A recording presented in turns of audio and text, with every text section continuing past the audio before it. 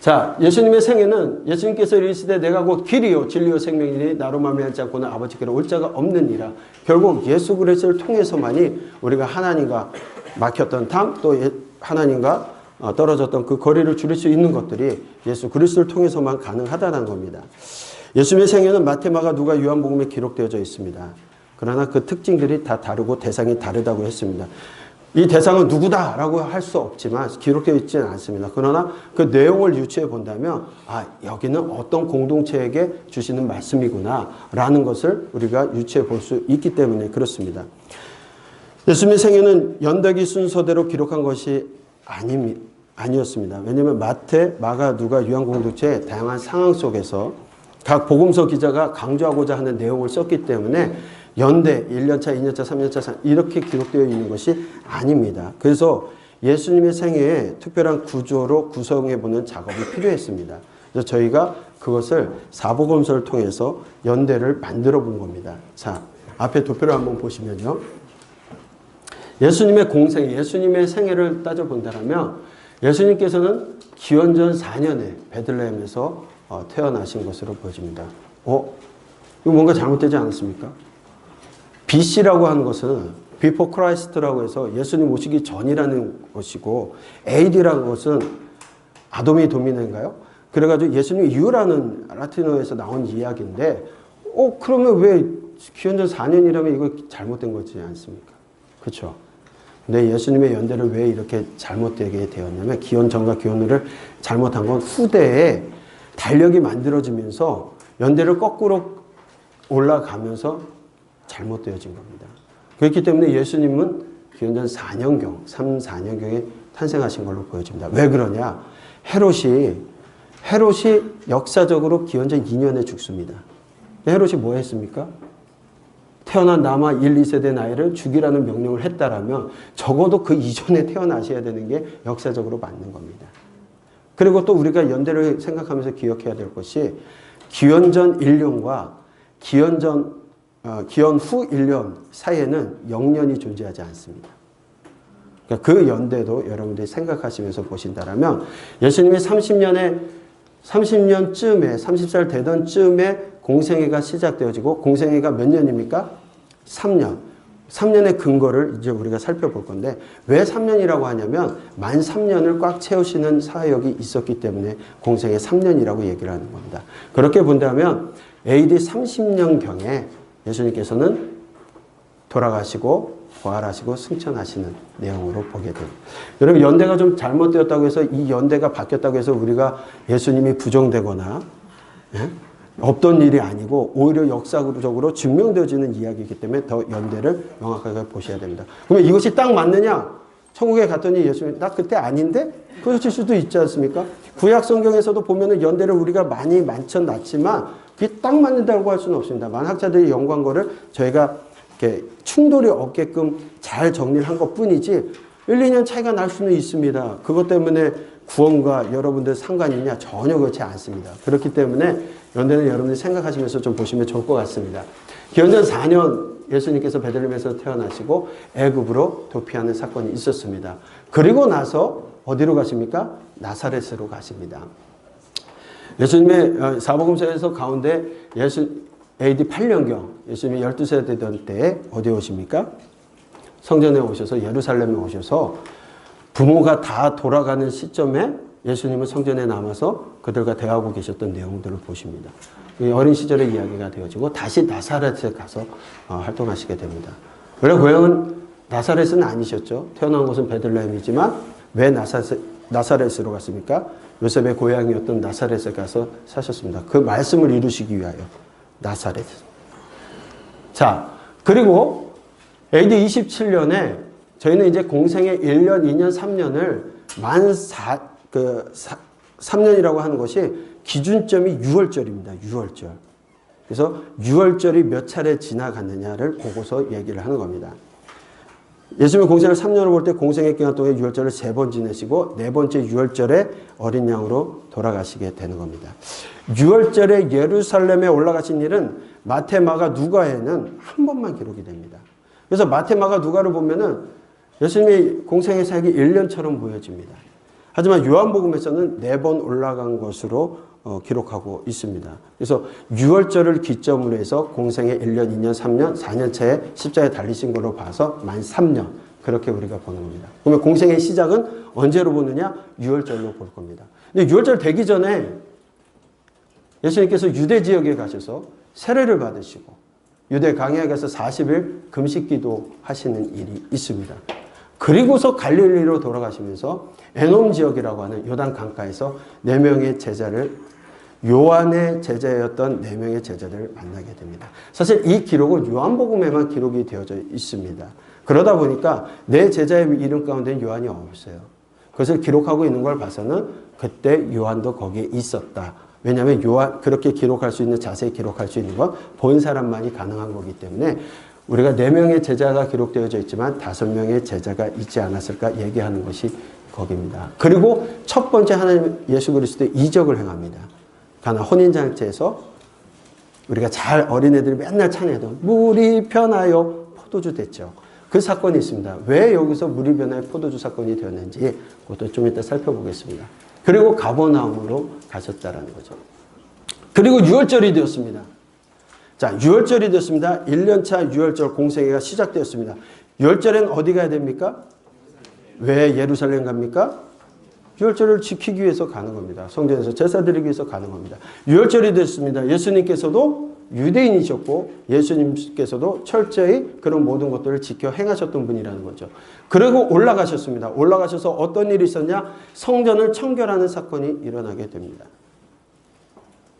그리고 니고데모가 방문하여서 예수님께서 그 유명한 성경을 한마디로 얘기하면 뭐라고 생각하십니까? 하면 누구나 얘기하는 요한복음 3장 16절 말씀. 그 말씀이 누구와의 대화 속에서 나온 겁니까? 니고데모의 대화 속에서 말씀하고 있는 겁니다. 그 배경을 보시게 된다. 그리고 사마리아 여인을 만나시는 사건이 되어집니다. 이 6월절 예루살렘에서 8개월가량 예루살렘에서 사역하시며 이적을 행하시며 그 사건들을 보면서 니고데모가 방문하게 되어지고 그리고 다시 어디로 가십니까? 갈릴리로 가시는 길에 사마리아 길로 가시게 되는 거예요. 사실 당대에도 사마리아는 유대인들과 상종하지 않았습니다. 유대인들은 사마리아인들과 상종하지 않았습니다. 왜 안 했습니까? 어느 때의 배경이 되었습니까? 기원전 722년에 아수르에서 북이스라엘을 먼저 멸망하고 나서 그들의 정책 가운데 무엇이었냐면 통혼 정책, 이주를 시키고 섞어버리는 정책을 했습니다. 그래서 그들은 어떻게 생각했냐면 섞인 무리라고 생각했기 때문에 상종하지 않기 시작했고 그 이후에도 성전을 재건하러 왔을 때 사마리아 지역에 있었던 사람들이 성전 공사를 방해했던 모습들 여러 가지 그런 일들이 겹치고 겹쳐서 그는 상종하지 않았습니다. 자, 그렇다면 사실은 우리가 신약 배경사에서 이야기를 아마 했을 겁니다. 이미 사마리아 지역, 갈릴리 지역도 당대는 사마리아 지역이었습니다. 그런데 그 이전의 사건을 통해서 유대인들을 강제로 갈릴리 지역으로 이주시키고 그것이 유대로 통합이 되었습니다. 그러다 보니까 사마리아 지역을 거치지 않고 유대에서 갈릴리로 가야 되기 때문에 그들은 오히려 이방 땅을 거쳐서는 가도 사마리아를 통해서 가지는 않았던 일들이 있었습니다. 그래서 나중에 우리가 지도를 보면서 설명하겠지만 돌아 갑니다. 요단 강을 건너서 다시 요단 강을 건너서 넘어가는 여정을 선택했지 사마리아인들에게는 가지 않습니다. 근데 일부러 예수님께서는 사마리아로 가십니다. 유대인들은 가지 않는 길이에요. 유대인들이 예수님께서 사마리아로 갈 때 제자들도 쫓아갔겠죠. 쫓아가면서 처음 가는 길이었을 겁니다. 예. 나중에 이제 3년차 예수님께서 갈 때 사마리아에 70인을 파송하고 할 때 다급한 바리새인들이 쫓아오거든요. 그들도 평생에 한 번 그곳을 쫓아왔을 겁니다. 사마리아는 가지 않는 지역인데 가셔서 사마리아 여인을 만나서 대화하는 내용들 일단 살펴보도록 하겠습니다. 그리고 갈릴리에 와서 가나 지역을 가시고 나사렛 그리고 나사렛에서 오히려 자라신 곳에서 배척받습니다. 왜 배척받습니까? 저거 누구의 아들이고 누구의 그 형제들을 다 아는데 그렇기 때문에 거기에 더 이상 사역하시지 않으시고 이사 가십니다. 가버나움으로 이사 가시는데 그 이후에 예수님의 사역의 선교센터가 되는 곳이 가버나움입니다. 갈릴리 1차 순회 전도를 하시게 됩니다. 그리고 1년차가 마무리되어집니다. 2년 차가 되었습니다. 언제 올라가십니까? 6월절이 되었습니다. 6월절에 어디로 가십니까? 예루살렘으로 가십니다. 예루살렘에 가시는데 예루살렘에 올라가시다 보니까 베데스라는 연못에 38년 된 병자가 있었습니다. 예수님께서 38년 된 병자를 고치셨습니다. 그런데 하필이면 그날이 안식일이었습니다. 이후에 예수님께서는 일부러 안식일 날 모든 것들을 범하는 모습들을 보여주게 하십니다. 왜? 안식일을 주신 하나님의 거룩한 뜻을 알지 못하고 형식적으로 지켜가고 있는 그들에게 안식일의 참 의미가 무엇인지를 가르쳐 주시고 계셨던 겁니다. 그런데 그 일로 인해서 안식일 날 왜 고쳤냐는 이야기를 하다 보니까 하나님의 아들 되심, 하나님과 동등 되심을 얘기하다가 논쟁이 커졌습니다. 이제부터는 바리새인들조차도 사두개 예루살렘 중심의 사람들, 제사장 그룹이라든가 그런 사람, 사두개파 그 사람들에 의해서 배척당하기 시작하였고 바리새인들에 의해서도 뭔가 의심이 들기 시작하고 공격적인 일들이 그때부터 들기 시작되어진다는 겁니다. 그래서 예수님께서는 1년 차에서는 8개월씩이나 예루살렘에서 사역을 하셨지만 2년 차에서는 오래 계시지 못하고 바로 어디로 가시냐면 갈릴리로 가십니다. 갈릴리에 가셔서 12제자를 확정하십니다. 많은 무리들이 쫓아왔지만 그 가운데 12명의 제자를 완성하십니다. 그러니까 우리가 12제자가 3년의 공생애 동안에 다 쫓아다녔다 그렇게 말씀하시면 문제가 있습니다. 왜냐하면 12제자가 완성된 건 2년 차에 완성되기 때문에 그렇습니다. 예수님의 잘 아시는 산상수훈의 이야기가 2년 차에 있었던 일이고 세례 요한이 감금되는 사건, 그리고 갈릴리 2차 순회 전도하는 이야기들이 2년 차에 있었던 지역입니다. 여러분 잘 한번 생각해 보십시오. 제가 좀 이따가 지역적으로 말씀드릴 겁니다. 3년 차가 되었습니다. 6월절이 되었습니다. 어디 가셔야 됩니까? 예루살렘에 가셔야 됩니다. 그런데 이때는 이미 예수님이 예루살렘에 올라갈 수 없는 상황이 되어집니다. 아직 때가 되지 않았음에도 많은 사람들이 예수님을 죽이고자 하는 일들이 있었다는 겁니다. 그래서 올라가시지 않습니다. 그리고 갈릴리와 그 주변의 이방 땅을 두루 다니시면서 전도하는 일들이 있어지게 됩니다. 3년 차에는 몰래 예수님께서 초막절에 예루살렘에 살짝 다녀오시는 일은 있었지만 거의 이방 땅으로 가게 되신다는 겁니다. 그래서 3년 차에 오병이어 사건과 바다를 걸으시는 사건이 있었고 그 다음에 두로와 시돈 지방, 데가볼리에서의 사역, 가이사랴 빌립보, 베드로의 신앙 고백이 있었던 가이사랴 빌립보의 사건들도 이 3년 차에 있게 되어진 겁니다. 그 높은 산 헐몬산에서 예수님께서 변화하는 사건이 있었습니다. 그래서 누구를 만납니까? 모세와 엘리야. 그렇다면 거기서 그분 세 분들께서 무슨 이야기를 하셨을까요? 성경에는 없습니다. 그러나 아마도 예수님의 죽으심에 대한 이야기를 나누지 않았을까. 그런데 그때 거기서 마침 누가 보고 있었습니까? 베드로가 보고 있었습니다. 베드로 사도는 뭐라고 얘기합니까? 이곳이 좋사오니 초막셋을 짓고 이곳에서 주님과 영원히 살기를 소망하다. 사단아 물러가라. 여러분 생각해 보십시오. 가이사랴 빌립보에서는 베드로의 신앙 고백, 주는 그리스도의 살아계신 하나님의 아들이시다라는 고백을 통해서 바요나 시몬아 내가 그 이야기를 하시면서 베드로의 신앙 고백 위에 교회를 세우시겠다고 약속하셨던 그 하나님께서 얼마 지나지 않아 사단아 올라가요. 베드로의 모습도 잘 보셨으면 좋겠어요. 그리고 그럼에도 불구하고 예수님이 이때부터 높은 산 헐몬산은 이후부터 제자들에게 순한 예고를 하십니다. 예수님께서 죽으심에 대한 이야기를 하는데 그런 상황 속에서도 갈릴리에 내려왔을 때는 제자들은 무슨 얘기를 하고 있었냐면 야, 누가 크냐? 네가 크냐? 내가 크냐? 왜 그럴까요? 예수님께서 예루살렘에 올라가시면 뭔가 대단한 일들이 벌어질 것을 생각을 한 겁니다. 예수님께서 뭔가 쿠데타를 일으키고 왕권을 차지하시면 그 위치에 나는 자의정, 우의정 이런 생각들을 혼자 자신들의 생각을 갖고 있었던 겁니다. 예수님은 순환을 예고하시고 말씀하시는데 그들의 생각에는 내가 크냐 네가 크냐. 자, 그리고서는 예수님께서 사마리아로 내려가시면서 70인의 제자를 파송하여 전도하는 일들이 있어지게 되고 유대 베레아 지역으로 가시게 됩니다. 초막절에 잠시 원래 예루살렘을 다녀오시고요. 유대 베레아에서는 마리아 마르다 그리고 그 마리아 마르다의 동생이었던 나사로를 살리는 사건이 있었습니다. 죽은 자가 살아난 사건으로 인해서 이제는 예수님은 모든 사람들의 공공의 적이 되었고 죽임의 대상이 되어지는 모습들을 보게 되어집니다. 그리고 여리고 삭개오의 이야기가 이곳에 나오게 되고 이제 4년차 유월절이 되었습니다.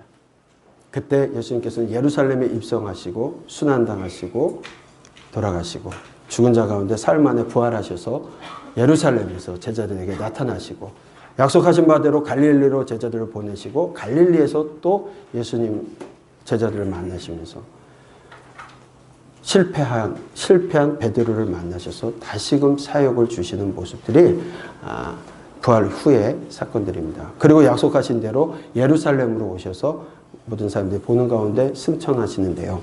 이것이 예수님의 생애 전체를 한번 본 내용입니다. 자, 우리가 예수님의 공생애 이전을 한번 보시면 베들레헴에서 나시고 애굽에 가셨다가 나사렛으로 가십니다. 12살 때 예루살렘에 오셨다가 그 다음에 또 나사렛으로 가십니다. 그리고 공생애 준비 기간 가운데 무엇을 하셨습니까? 유대 지역에 오셔서 세례 받으시고 40일간 금식하던 일이 있었고 올라가시면서 갈릴리 지역에서 가나 혼인잔치 에놈 지역에서 제자들을 만나시는 이야기들을 하게 됩니다. 그리고 유월절이 되었습니다. 어디 가셨습니까? 예루살렘에서 8개월간 사역하시고 나머지 4개월 갈릴리에서 사역하시게 됩니다. 또 유월절이 되었습니다. 2년차 예루살렘에 올라가십니다. 올라가셨지만 38년 된 병자 문제로 인해서 아들 논쟁이 생기게 되고 그로 인해서 오래 있지 아니하고 바로 내려오셔서 갈릴리로 가십니다. 갈릴리에서 사역을 오랫동안 하시면서 12제자를 완성하시는 것이 2년차였습니다. 3년차였습니다. 예루살렘에 올라가십니까? 못 올라가십니까? 못 올라가십니다. 그래서 갈릴리 그리고 이방 지역을 두루 다니시고 다시 갈릴리로 오시고 그 다음에 사마리아를 통해서 유대 베레아에서 사역하시다가 4년차 유월절에 공생애 3년 만 채우셨을 때 예루살렘에 가시고 그 다음에 부활하신 후에 갈릴리로 가셨다가 다시 예루살렘 오셔서 승천하신다. 지역적으로 보면 오르고 내리고 오르고 내리고 오르고 내리고 위아래만 하시다가 이제 올라가시는 거죠. 그런 내용들을 여러분들이 전체적으로 볼 수가 있습니다. 자, 저희가 마인드맵으로 다시 구분을 해봤습니다. 이렇게 하면 딱 한눈에 들어옵니다. 예수님의 생애는 현재 4년 태어나셔서 AD 30년 승천하신 내용으로 보게 된다면 일부를 보게 되면 공생애 전입니다. 공생애는 예수님의 탄생과 예수님의 피난과 예수님의 소년기 이렇게 되어진다고 말씀을 드렸습니다.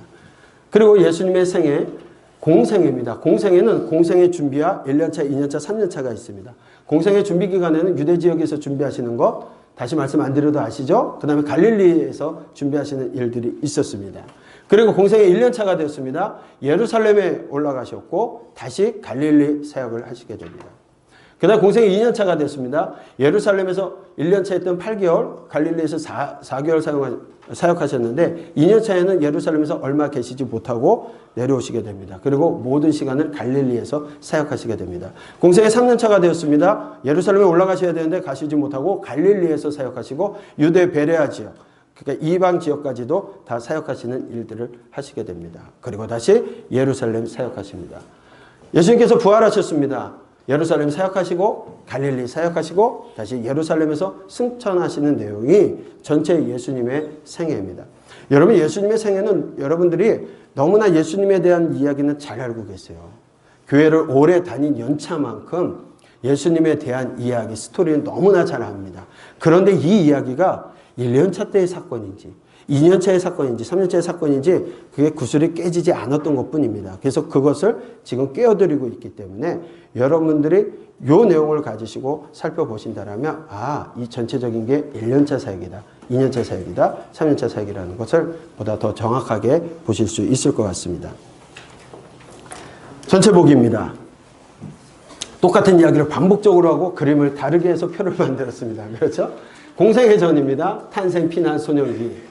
그 다음에 공생애는 공생애 준비와 1년차, 2년차, 3년차 그리고 부활 후에 예루살렘, 갈릴리, 예루살렘 사역입니다. 공생애 전에는 베들레헴에서 탄생하십니다. 그리고 애굽으로 피난 가셨다가 다시 갈릴리 나사렛으로 돌아오셔서 어린 시절을 보내시게 됩니다. 공생애 이거 안 찍으셔도 될 것 같아요. 다 나눠드리니까요. 공생애는 공생의 준비 1년차, 2년차, 3년차 동안 유대, 예루살렘, 갈릴리, 베레아, 이방 지역을 왔다 갔다 하시면서 사역하셨다. 자, 공생의 준비는 유대 지역에서 내려가서 사역을 준비하십니다. 그리고 다시 갈릴리로 오시는데 유대 에논 지역에서 세례를 받으신 것으로 보여지고요. 유대 광야에서 40일 동안 금식하고 기도하면서 시험을 받으십니다. 그리고 세례 요한의 집회에 들려서서 보라 세상 죄를 지고 가는 하나님의 어린 양이로다. 자, 세상 죄를 지고 가는 하나님의 어린 양, 어디서 들은 이야기입니까? 레위기에서 아사셀 염소를 다른 표현으로 한다면 어린 양입니다. 그래서 예수 그리스도께서 온 인류의 죄를 지고서 가시는 어린 양이라고 표현을 하고 있습니다. 요한이 그렇게 증언합니다. 그랬더니 그 제자였던 안드레와 베드로와 빌립과 나다네엘이 제자가 되어지게 됩니다. 거기에 요한이 포함되면 5명의 제자가 예수님의 제자로 부름을 받게 됩니다. 이것은 요한복음에만 기록이 되어져 있습니다. 그리고 요한의 제자였던 이들과 갈릴리 가나 혼인잔치에 참석하셨다가 물을 포도주로 변하는 그 사건을 경험하게 됩니다. 왜 그걸 하셨냐? 그 5명의 제자가 예수님이 누구신지를 깨닫게 하기 위해서 그랬다라고 되어져 있습니다. 그리고 가버나움으로 가십니다. 가버나움은 남북 지역을 잇는 교통 유충지였습니다. 선교의 초점이 기지가 되어지는 것도 사실은 좋은 이유가 될 겁니다. 예수님께서 이미 선지자의 예언처럼 나사렛에서 배척을 받으실 걸 아시고 사역의 중심을 가버나움으로 옮기셔서 사역 준비를 하는 것으로 보여집니다. 공생의 1년 차에는 예루살렘 사역과 그 다음에 다시 갈릴리 사역이라고 했습니다. 예수님의 공생의 3년으로 볼 때 6월절에 예루살렘에 오르셔서 첫 성전을 청결하는 사건이 있게 되어집니다. 사실 성전 청결 사건은 2번 있게 되어지는데 1년 차에 먼저 있게 되어집니다. 이 성전 청결 사건은 당시 성전을 중심으로서 기득권을 유지해가고 있었던 사두개파와 제사장 그룹, 그들을 향한 전면적인 도전이고 대항이었습니다. 이때 예수님과 제사장과 사두개파들이 충돌이 일어나게 됩니다. 왜냐하면 자기들 영업장에 와서 그걸 다 엎으신 거거든요. 하지만 이들은 군중들로 인해서 예수님께 함부로 할 수는 없는 상황이 있습니다. 자, 그 사건으로 인해서 많은 사람들이 예수님에 대해서 주목하기 시작합니다. 사두개파 제사장 그룹은 성전에 있는 예루살렘 유대 지역에 모여 있었고 바리새인들과 서기관들은 회당 중심으로 유대인들이 사는 지역에 다 분포되어서 살고 있었습니다. 이때는 제사장 사두개파도 논쟁이 시작되지만 아직 바리새인들과는 큰 문제가 없었던 거예요. 그러니까 바리새인이 와서 예수님에게 논쟁을 하는 것은 1년 차에는 없는 일입니다. 그러니까 바리새인이 나와서 뭔가 얘기하고 논쟁한다? 2년 차 이후부터의 이야기다 생각하시면 될 것 같습니다. 바리새인과 서기관들은 성전 청결 사건으로 인해서 제사장과 사두개파와 이렇게 대립되고 있는 예수님을 예의주시하면서 저분이 누굴까를 바라보고 있었을 뿐이라는 겁니다. 이때 그런 일로 인해서 니고데모가 바리새파 중에 하나였던 니고데모가 예수님을 찾아오게 되고 그 다음에 예수님께서 수가성 여인을 만나서 그 사마리아 지역을 통과해서 가시게 되는 이야기가 되어집니다. 사람들은요, 유대 사람들 당시에 사마리아를 가지 않고 요단강을 건너서 대가볼리, 이방 땅 대가볼리를 통해서 내려오고 또 다시 여리고 쪽에서 들어가는 그런 노선을 많이 택해서 다녔다라는 거죠. 그런데 예수님께서 올라가시면서 사마리아 지역을 가셨다라는 것도 여러 의미가 있습니다. 이따가 좀 살펴보도록 하겠습니다. 그리고 2차 갈릴리 순회하는 이야기가 되어집니다. 가버나움에서 출발하시고 6월절 절기를 지키기 위해서 예루살렘으로 올라가셔서 사역을 하시고 다시 가버나움으로 돌아가셨다. 자, 2년째에는 두 번째 6월절이 되었습니다. 예루살렘 사역을 위해서 가십니다. 근데 가시면서 안식일 날 38년 된 병자를 고치면서 예수님에 대한 권세에 대한 질문이 되어집니다. 어떻게 보면 이것도 터닝 포인트입니다. 공생의 1년의 성전 청결로 인해서 바리새인들과 대적하지는 않았지만 38년 된 병자를 안식일에 고치는 일로 인해서 또 하나님을 친아버지라고 부르는 일로 인해서 신성 모독의 죄에 해당되는 그들이 생각하는 그 일로 인해서 박해와 죽임을 결심하는 일들이 생겨지게 되는 겁니다. 그래서 이때부터는 예루살렘에서는 제사장과 사두개파하고 아주 극렬하게 충돌하는 사건이 있게 되어지고 예루살렘에 오래 계시지 못하게 됩니다. 그러나 예루살렘에 있던 바리새인들하고도 사이는 나빠지게 되지만 모든 바리새인들과 나빠지는 건 아닙니다.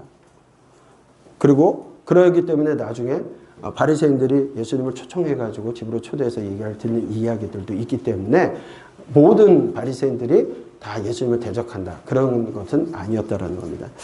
갈릴리로 돌아오셔서 갈릴리 사역을 하시게 됩니다. 12명의 제자를 확정하시게 되고 잠깐 이방 땅 데가볼리로 가셔서 데가볼리 가다라 지방에서 돼지 사육하고 있었던 돼지에게 귀신 들어가게 하는 군대 귀신 들어가게 하는 일들이 있게 됩니다. 자, 여러분 데가볼리라는 곳은 이방 땅입니다. 거기서 돼지고기, 돼지. 왜 거기서 돼지를 키울까요? 유대인들은 절대 돼지를 먹지 않습니다. 돼지와 가까이 하지 않습니다. 부정한 거기 때문에. 그런데 왜 바로 그 옆에서는 돼지를 키우고 있었을까요? 네. 로마 군인들의 식량을 공급하는 곳으로서 그 지역에 돼지를 키우고 있었다는 겁니다. 그곳에서 한 버림받은 영혼, 군대 귀신 들려 버림받은 그 영혼을 고치시기 위해서 잠시 다녀오시는 사건이 있었습니다. 그리고 돌아오셔서 산상수훈과 다시 가버나움으로 왔을 때 여인이 옥합을 깨트려서 향유 도유하는 사건. 향유 도유 사건도 두 차례가 있습니다. 우리는 그냥 한 차례로 다 기억을 하고 계신데 2년 차에 향유 도유 사건이 있고 예수님이 돌아가시기 전에 3년 차에 향유 도유 사건이 있다는 것도 다시 한번 보셨으면 좋겠습니다. 자, 3년 차가 되었습니다. 6월절이 되었습니다. 예루살렘에 가셔야 되는데 예루살렘에 가지 못합니다. 공개적으로 올라가지 못하고 은밀하게 잠깐 올라갔다 오시는 일이 있었습니다. 당시 바리새파 사두개파 그룹이 예수님을 죽이려고 했기 때문에 예수님께서는 초막절에 잠깐 예루살렘 성전에 올라다니시는 것 그리고 갈릴리로 가십니다. 예수님께서는 아직 돌아가실 때가 하나님의 사역을 완성할 때가 아니었기 때문에 남겨진 사역을 위해서 이제 이방 땅으로 가시게 됩니다. 이방 지역인 가올라티스 또 가이사라 빌립보 이두레 데가볼리 페니케아 지역에 사역을 하시게 되어집니다. 예수님께서 찾아간 그 이방 지역의 사람들도 보시게 되면 소외되고 버림받은 사람들을 찾아가신다는 겁니다. 하나님의 마음은 유대인뿐만 아니라 이방인도 사랑하심을 분명히 예수님의 사역을 통하여서도 보여주시고 있습니다.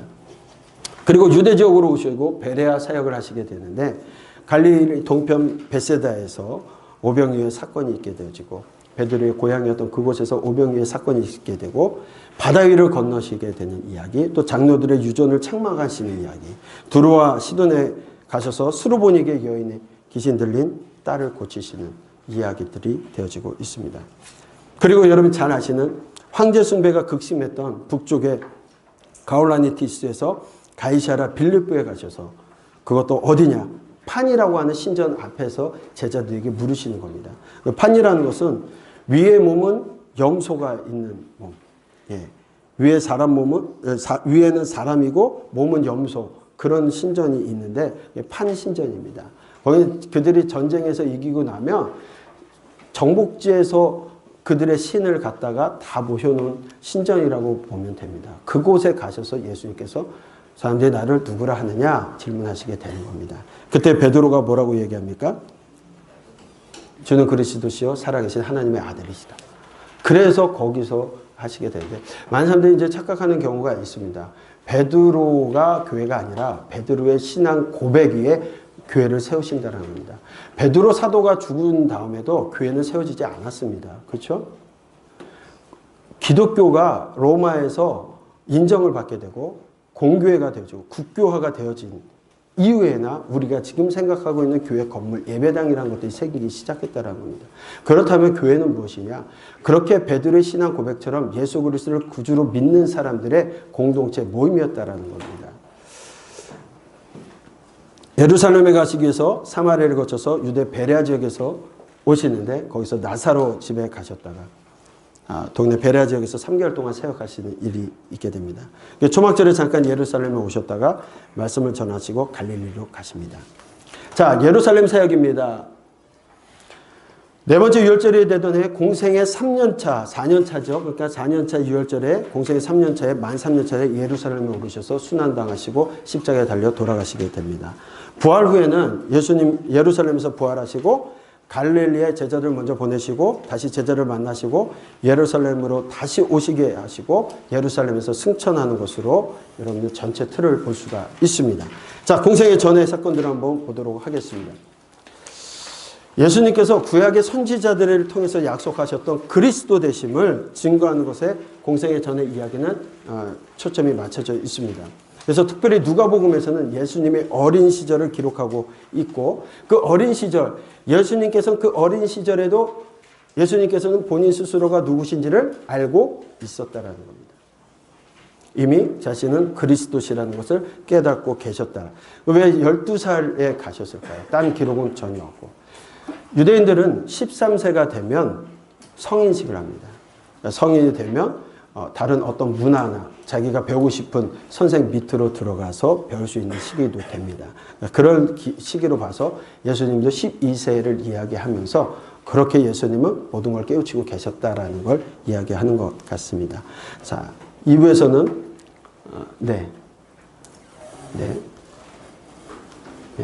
공생의 준비입니다.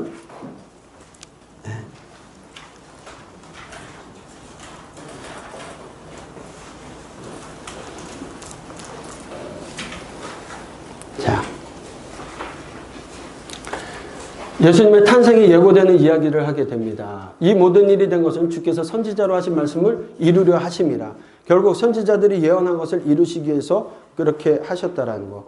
보라 처녀가 잉태되어 아들을 낳을 것이요 그 이름을 임마누엘이라 하리라. 여러분 번역한 중 무엇입니까? 하나님 우리와 함께 계시다. 창세기 때 여호와의 이름을 가르쳐 주실 때 뭐라고 하셨습니까? 아브라함의 하나님, 이삭의 하나님, 야곱의 하나님이라고 말씀하셨습니다. 결국 아브라함, 이삭, 야곱 조상들과 함께 하셨던 하나님, 스스로 존재하시는 그 하나님께서, 창조주 하나님께서 우리 조상들과 함께 하셨던 그 하나님께서 이제 예수 그리스도를 통하여 무엇 하신다? 우리와 함께 하시겠다. 임마누엘, 함께 하시는 걸 이야기하고 있습니다. 예수님 피난 가시는 이야기 너무나 잘 알고 있습니다. 그래서 애굽에 가면 예수님의 피난 교회도 있습니다. 근데 여러분 한번 생각해 보시죠. 동방 박사들이 와서 무엇을 바칩니까? 황금과 유향과 모략. 성경에 나와 있지 않지만 동방 박사 몇 명이 왔을까요? 세 사람이요? 동방 박사 세 사람. 그 찬양도 바뀌었습니다. 세 사람이 오는데 그 성에 많은 군중들이 난리가 날 정도로 그렇게 소동이 일어날 정도로 여러분들 온다고 생각합니까? 아니요. 많은 무리가 왔을 겁니다. 학자들은 한 12명의 그룹이 오지 않았을까 이런 얘기를 하는데 그들이 바친 것이 황금, 유향, 모략이다 보니까 세 사람이 온 게 아닌가 이렇게 얘기를 하는 것 뿐입니다. 그런데 황금, 유향, 모략을 왜 갖고 왔을까요? 그 지역에서 나는 것도 아닙니다. 어디선가 준비해서 사갖고 왔습니다. 저는 개인적으로 성경을 읽다가 예수님의 피난, 애굽으로 피난 가시는데 예수님께서 다시 고향 가셔서 집을 팔고 뭐 해가지고 내려가신 게 아니에요. 그렇죠? 꿈속에 피하라, 죽임을 당할 수 있으니까 피하라는 하나님의 뭘 보고 어떻게 갑니까? 바로 가셨어요. 바로 가시는데 돈이 있습니까? 뭐가 있습니까? 황금은 어디를 가든지 어떤 분들이 얘기해요. 황금은 예수님의 무엇을 상징하고 유황은 무엇을 이렇게 얘기합니다. 맞을 거예요. 근데 저는 개인적으로 황금도 돈의 가치가 있고요. 유향은요. 몰약은요. 결혼할 때 쓰는 향기와 사람을 장사 지낼 때 쓰는 재료. 장사 지낼 때 제일 많이 쓰는 곳이 어딜까요? 이집트죠. 그러니까 거기는 어디든지 금전으로 환전이 될 수 있는 것 아닌가라는 생각이 문득 들면서 하나님 그냥 보내시는 게 아니구나. 누가 죽을 때까지?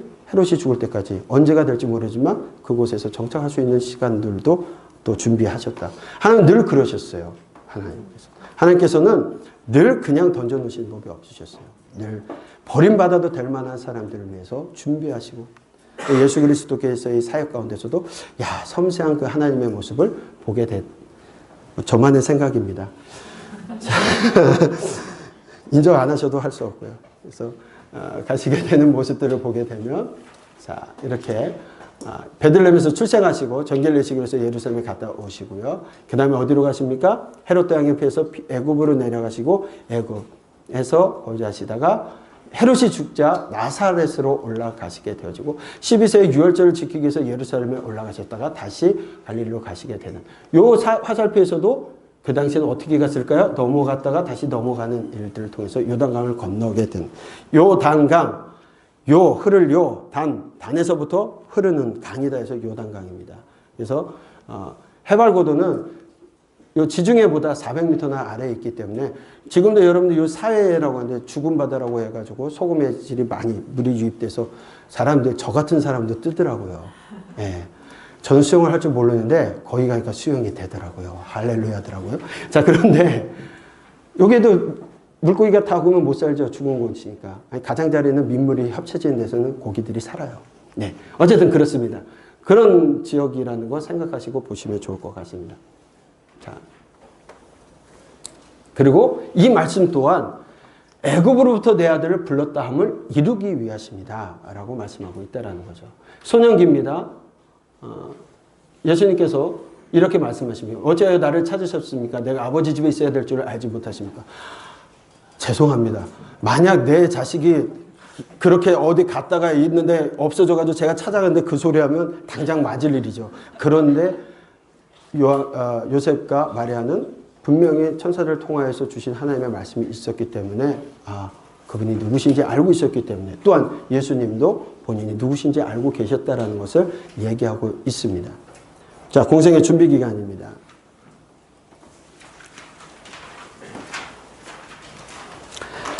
예수님께서 공생의 시작을 위해서 세례 요한에게 세례 받으신 이유로 보지 않고 저희는 어디로 봤다고 했습니까? 6월절, 네 번의 6월절로 해서 그 이전을 공생의 준비 기간으로 저희는 본다고 했습니다. 그래서 예루살렘에 오르시기 이전까지 행적으로 보고 있습니다. 먼저 세례 요한에게 세례를 받으시는 이야기가 되어지고요. 유대 강에서 40일간 금식 기도를 하시게 되는 이야기가 되어져 있습니다. 자, 내려가신 모습을 한번 보시게 된다면 이 지역들 지도 통해서 보았을 것입니다. 이 나사렛에서 출발해가지고 이렇게 그 벳산 지역 스키토폴리스를 지나서 어디로 갑니까? 살림 에논 지역, 구약에는 기록이 없지만 이 지역이 아닐까 싶습니다. 여기서 이렇게 넘어가서 베다니 쪽으로 해서 예루살렘에 올라가는 코스를 유대인들이 사용하고 있었다. 그래서 17을 통해서 예루살렘을 가는 그 코스로 사람들이 다니면서 이 사마리아 지역은 통과하지 않는 것을 기본적으로 하셨는데 예수님께서도 이 지역을 쫓아서 올라가셨던 것으로 보여집니다. 예수님 시대 이 지역을 보게 되면 이게 여러분들 저희 한번 요 에논 지역 때문에 좀 논쟁이 되었던 적이 있는데 이 에논 지역에 대한 이야기를 하다가 바나테아라는 지역으로 보는 학자들도 있습니다. 그런데 그 부분은 아마 지난번에 우리 14태에 김상윤 목사님이 얘기하면서 잘 설명된 거 있으니까 유튜브를 통해서 한번 보시면 좋을 것 같습니다.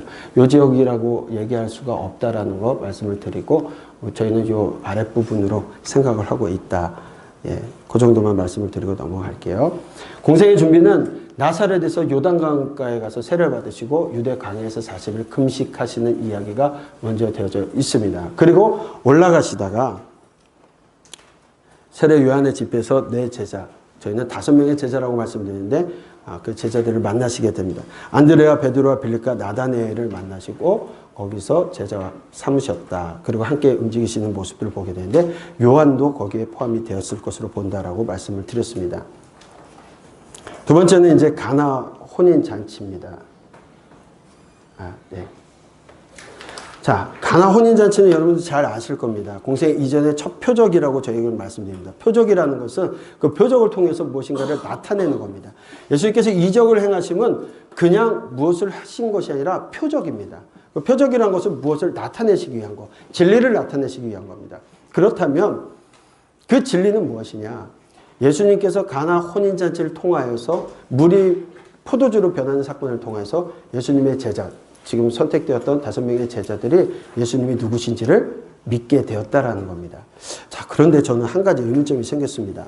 안드레는 예수님이 메시아이심을 깨닫게 되었고, 빌립은 모세가 율법에 기록한 여러 선지자 중에 기록한 그분이시라고 이야기를 합니다. 나다니엘은 예수님은 하나님의 아들이시죠. 이스라엘의 임금님을 증언하는 모습들을 보게 되어지는데, 자, 여러분들 물이 변화에 포도주 되는 사건을 보게 되면 잘 아는 내용입니다. 그런데 한번 생각을 해보십시오. 포도주 잔이 비었습니다. 그럼 보통적으로는 어디에다가 물을 채워야 맞습니까? 포도주 잔에 채우고 포도주를 만드셔야 되는데, 예수님은 왜 하필이면 정결례를 위해서 사람들이 음식을 먹거나 뭘 할 때 깨끗하게 정결례를 통해서 씻을 물통, 거기에다 물을 채우라고 하셨을까요? 성경에는 없습니다. 혼자 생각을 해봤습니다. 아, 예수 그리스도를 통해서 우리가 깨끗게 되는 구원의 힘을 나타내시는 표적이구나. 아무도 가르쳐주지 않지만 저는 그렇게 혼자 생각을 해봤습니다. 믿거나 말거나. 그런데 의미가 있습니다. 왜냐하면 포도주잔이 뱄으면 그 포도주잔에 물을 채워서 포도주로 만드셔야 되는 것이 맞는데, 하필이면 왜 정결례를 위한 그 물, 집안의 잔치를 위해서 5, 6동에 갖다 놓는 그 물통을 채우시게 하시고 그것이 포도주가 되었는지, 예, 그것도 한번 생각해 볼 수 있는 생각이 아닌가, 그렇게 생각을 해봤습니다. 그냥 넘어가겠습니다. 가버나움에 며칠 내려가셨다가 오시는 이야기가 있습니다. 자, 경로를 다시 한번 생각해 보십시오. 나사렛에서 스키토폴리스 구약 벳산을 지나 요단 서편 중앙 지점에서 살림과 에논을 지나 요단을 건넙니다. 그리고 요단을 건너서 동편 야복강을 또 건너게 되고 다시 베다니에 도착해서 요단을 건너서 베다니로 오게 됩니다. 코스가 쉽지 않은 코스입니다. 왜냐하면 해안길도 있고 여러 길이 있었지 않습니까? 그런데 왜 못 갑니까? 사마리아인들이 거기 있었기 때문에 그렇다는 겁니다. 그리고 광야에서 40일 금식하시고 사탄의 시험을 이기시고 다시 여리고로 도착하셔서 오셨던 길을 되돌아서 에논으로 가시고 5명의 제자를 만나시고 나사렛으로 가시고 가나 혼인잔치가 있어지게 되고 가버나움에 도착하셨던 이야기가 공생의 준비 기간에 있었다는 겁니다. 공생의 1년 차입니다. 예수님께서 유월절이 되셨습니다. 공생의 1년 차에 성전에 올라가십니다. 가버나움에서 예루살렘, 사마리아, 갈릴리, 나사렛, 가버나움, 갈릴리 일제순회 사역, 전체적인 공생의 1년 차의 이야기가 되어지게 될 겁니다. 자, 성전을 청결하게 하시는 사건이 나오게 됩니다.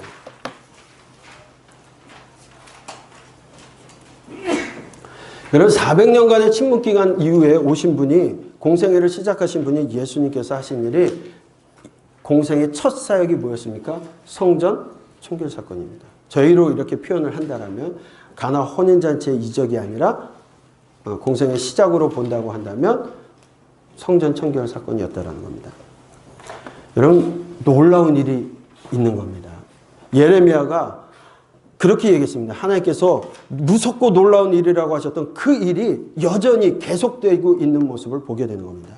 이 땅에 무섭고 놀라운 일, 선지자들은 거짓말을 예언하고 제사장들은 자기 권력을 다스리고 백성들은 그것이 좋다라고 박수치고 있는 모습이 이 시대에도, 예수님이 오신 그 시대에도 여전히 있었다는 겁니다. 예수님께서 성전 청결을 하게 하심으로 공생의 첫 사역을 시작하시는 이유이기도 합니다. 당시 기득권을 가지고 있던 세력들이 돈을 벌기 위해서 아주 치밀하게 계획을 짜고 있었다는 겁니다. 성전을 장사판으로 만든 겁니다. 성전은 만인이 기도하는 곳이고 하나님께 예배하는 곳인데 그곳을 가지고 특별한 기득권층들이 돈을 모으는 수단으로 사용하고 있었다는 겁니다. 돈을 주고 로마로부터 제사장권을 샀던 그 대제사장 안나스가 자신이 돈을 주고 샀기 때문에 투자한 만큼 뽑으려고 하는 생각을 갖게 되는 겁니다. 그러기 위해서 무엇을 만드냐? 제사용품 전매청을 만든 겁니다. 여러분, 제사 드릴 때 무엇을 드려야 됩니까? 재물을 드려야 됩니다. 동물들을 드려야 되는데 흠 있는 것은 드릴 수 있습니까? 없습니다. 정결한 걸 드려야 됩니다. 여러분 한번 생각을 해보십시오. 지금처럼 자동차가 있어가지고 내가 무슨가 예배를 드리려고 좋은 옷 입고 그렇게 차 타고 쭉 갔다가 도착 예배 1시간 드리고 쭉 오는 그런 예배가 아니고, 자기가 동물을 잡으려고 하면 귀한 거 흠 없는 걸 가지고 끌고 오다가 흠이 생길 수 있으니까 이고 매고 그러면서 오는 겁니다. 그러면 왔을 때 흠이 생기면 그걸로 드릴 수가 없어요. 엄밀히 따진다면. 그렇기 때문에 사람들의 편의를 위해서 야 그렇게 가져다 상처나고 뭐 할 거 있니? 예배당 와서 여기서 사서 드리면 돼. 얼마나 편의 위주로 가는 겁니까? 누이 좋고 매부 좋고 받는 사람 좋고 오는 사람도 좋고. 그런데 그것이 일반적인 사회에서 통용되는 어느 정도의 금액이 아니라 값을 더 해서 이익을 남기는 제사용품 전매청을 만든 겁니다. 결국 그 지도자라고 하는 그 사람들이 로마의 등을 얻고서는 제사 드리기 원하는 순진한 백성들, 속된 말로 등쳐먹는 강도짓을 하고 있었던 겁니다. 예수님은 예루살렘에 오시자마자 도착하시자마자 이 판을 뒤에 엎어버리신 겁니다. 그러다 보니까 당시 정치 지도자 그걸로 이익을 입던 사람들은 자기 장사판에 와가지고 모든 걸 엎은 거니까 얼마나 화가 나겠습니까? 그런데 사람들은 과연 예수님은 누구시지? 저분 누군데 이런 일을 하지? 관심 갖기 시작한 겁니다. 사두개파에 대한 도전으로 또 제사장에 대한 도전으로 보여졌지만 오히려 그들과 관계가 나빴던 바리새인들은 저분 누굴까? 호의적인 반응을 보였던 게 1년차입니다. 그래서 1년차 예루살렘에서 오랜 기간 생각할 수 있었던 이유도 그 중에 하나였다는 겁니다. 그리고 예루살렘에서 많은 이적을 행하시게 됩니다. 성경 척결 사건의 최고 이슈 인물이 된 게 누굽니까? 예수님이십니다. 그런데 그분께서 많은 이적을 행하시고 말씀을 하시고 그 말씀의 행동에 권위가 부여되는 모습들을 백성들이 보게 되는 겁니다. 예수님의 사역을 보면 늘 언제나 능력을 보임으로 그 말씀의 권능을 보여주시는 모습들을 보게 됩니다. 쉽게 얘기하면 엘리야, 엘리사 이후에 800년 만에 능력의 선지자였습니다. 그리고 말라기 선지자 이후에 말씀에 나타났던 말씀의 선지자로 세례 요한과 함께 말씀의 예언자가 되시는 겁니다. 이제 다시 사람들이 선지자의 시대가 오는 것인가? 그런 관심이 예수님께 집중되는 겁니다. 그런 모습들을 통해서. 이것이 공생의 1년 가운데 오랜 시간 박해를 받지 않고 계셨던 이야기입니다. 자, 니고데모가 방문하는 사건이 있었습니다. 예루살렘의 사역 중에 니고데모라는 간원, 지금으로 따지면 정치 지도자인 우리 국회의원, 근데 국회의원보다는 더 높은 위치에 있는 유대 간원, 또 바리새인이면서 그런 사람이 찾아오게 됩니다. 니고데모의 대학 가운데 예수님은 이 땅에 오신 목적에 대해서 그리고 거듭남, 순환에 대한 이야기를 처음으로 말씀하십니다. 예수님의 사역의 목표는 처음부터 이 땅의 왕이 아니라 대속물로 오셨다는 것, 십자가의 죽음으로. 근데 처음부터 죽으려고 오신 건 아니겠죠. 왜? 하나님께서는 예수님을 보내실 때 영접하면 구원하시겠다고 했어요. 영접한. 주 예수를 영접하면 구원이 임하는 건데 결국은 사람들의 선택이 예수님을 죽음으로 몰아가는 것들을 알고 계셨겠죠. 하나님이시기 때문에. 그러나 그것을 위해서 오셨다는 겁니다. 예수님이 이 모든 것이 하나님의 사랑 때문이라고 분명히 밝히고 계십니다. 그리고 예수님께서 예루살렘에서 8개월가량 사역을 하시고 갈릴리로 돌아가시게 됩니다. 이제 바리새인들이 예수님을 조금 시기하면서 견제하기 시작합니다. 왜냐하면 늘 기득권을 가지고 예루살렘 중심으로 세력을 갖고 있었던 것은 제사장과 사두개인이었습니다. 그렇다면 민중들 품에서 민중들의 지지를 받고 그들에게 힘이 되었던 사람이 누구였냐면 바리새인입니다. 그런데 예수님께서 성령 척결 사건 이후부터는 모든 초점이 예수님께 가니까 그들이 이제 견제하기 시작하는 모습들이 되어지게 됩니다. 예루살렘을 떠나서 예수님께서 갈릴리로 가시게 됩니다. 자, 갈릴리로 가시다가 우리가 잘 아는 것처럼 사마리아 여인을 만나시는 사건이 있게 됩니다. 너무나 잘 아는 얘기입니다. 사마리아 여인이 어떤 여인이었습니까? 남편을 5명이나 두었던 여인입니다. 자, 그렇다면 여러분들 기억 모르는 거에 의해서 혹 남편이 죽으면 둘째가 죽으면 셋째가 이렇게 줘야 되는 거라면 어쨌든 이 여인은 남편을 여러 번 잃은 사람이거나 아니면 누군가에게 버림받은 사람입니다. 그렇죠? 남편이 바람을 피거나 뭐 이런 부정한 일로 인해서 버림을 받았던 사람이라고 본다면 이 여인은 5번이나 버림받고 소외받고 불쌍한 여인입니다. 또 다른 사람들의 시선을 한눈에 받고 있기 때문에 남들이 오지 않는 햇빛이 가장 강한 그 정오 시간에 원래 불을 뜨르러 나오는 여인이었다는 겁니다. 그런데 이 여인이 예수님을 만났습니다. 근데 예수님께서 이상한 말씀을 하세요. 영원히 목마르지 않는 생수가 되게 한다고. 아하! 물 들어오지 않아도 되겠다는 생각이 먼저 번뜩 듭니다. 그런데 말씀하시는 게 보니까 좀 달라요. 이 여인은 예수님을 만난 겁니다.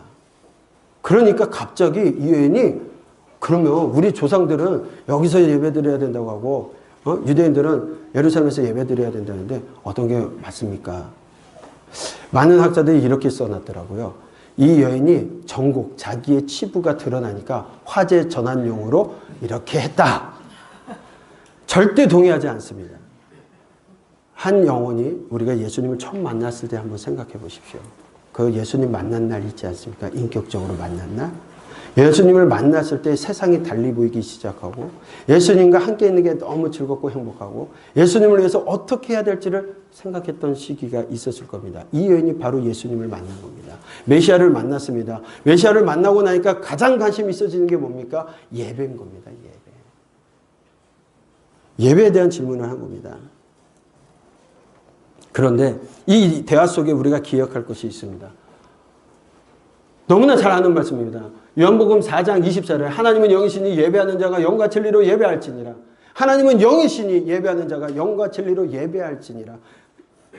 지금 이렇게 얘기되어 있습니다만 예 버전을 보면 어떻게 되어 있습니까? 신령과 진정으로 예배할지니라. 여러분 신령과 진정으로 예배하는 것이 무엇입니까? 최선을 다해서 하나님을 찬양하고 뛰고 저는 그렇게 생각을 했었습니다.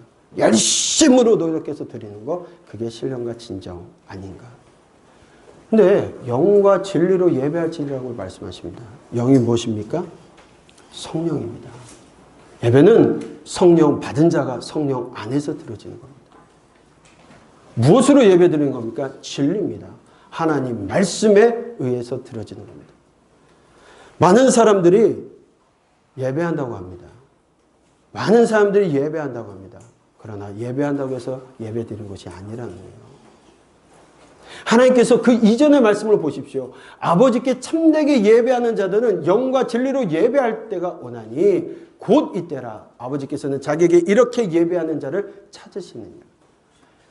예배한다고 하고 있는 그 사람들이 아니라 하나님께서는 참으로 예배하는 자, 그것이 영과 진리로 예배하는 자, 그들을 오늘도 찾고 계시다라는 말씀을 하고 계십니다. 하나님께서는 예배자를 찾으십니다. 예배한다고 해서 예배자만이 하나님께서 받으시는 예배를 드릴 수 있는 겁니다. 우리가 말씀대로 드렸다고 예배가 아닙니다. 예배 드렸다고 예배가 아닙니다. 정성을 다했다고 예배가 아닙니다. 율법대로 정성대로 드렸다면 바리새인만큼 드리는 사람이 없습니다. 훨씬 우리보다 예배 철저하게 잘 드립니다. 여러분 우리는 지금 편한 의자에 앉아서 1시간 예배 드리고 뭔가 다 한 것처럼 가지 않습니다. 그들의 제사는 어떤 건지 아십니까? 우리 그렇게 거룩한 모습 아닙니다. 피가 튀기고 살이 타는 냄새를 맡아가면서 드려지는 예배였어요. 하지만 진리와 영으로 드리지 않는다면 구약의 이스라엘 사람들도 그렇게 예배했는데 하나님 예배하지 않았다고 말씀하시잖아요. 진리의 사람, 영의 사람이 아니면 예배자가 되지 못합니다. 하나님은 진리의 사람, 성령의 사람이 되어야만 예배할 수 있다라는 겁니다. 하나님은 우리가 예배한다고 해서 이 자리에 임재하시고 오시는 것이 아니라 예배하는 자, 영과 진리로 예배하는 자를 찾아서 오신다라는 사실을 우리는 기억해야 할 겁니다.